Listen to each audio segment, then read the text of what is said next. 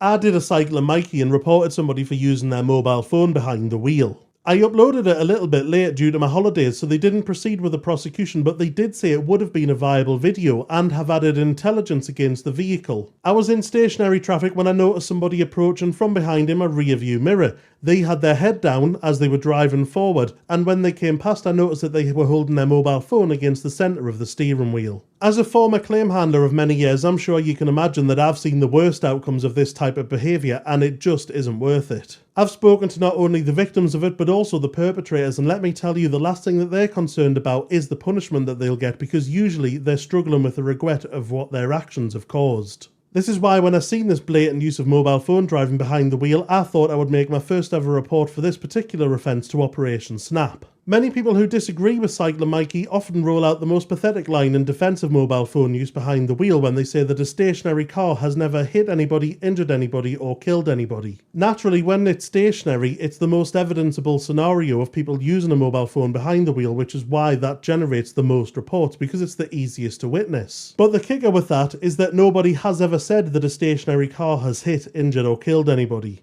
But drivers using a mobile phone behind the wheel while stationary has led to people being hit, injured and killed when that person moves off from stationary, either still looking at the phone, or had become too distracted while stationary that they didn't realise something had changed in the road ahead as they set off distracted. For example, if they were doing what they're supposed to be doing when stationary, they might witness somebody in their rear view mirror approaching from behind whilst looking at their mobile phone, which is centred against their steering wheel. We all know that many people who think it's harmless when stationary or in slow moving traffic will also use a mobile phone whilst they're at speed in flowing traffic as well. Not that doing it in slow moving traffic is acceptable, and I can assure you if the worst happens, you wouldn't have the Billy Big Bollocks attitude you have when you defend mobile phone use behind the wheel on the interwebs. Lovely jubbly, sound as a pound.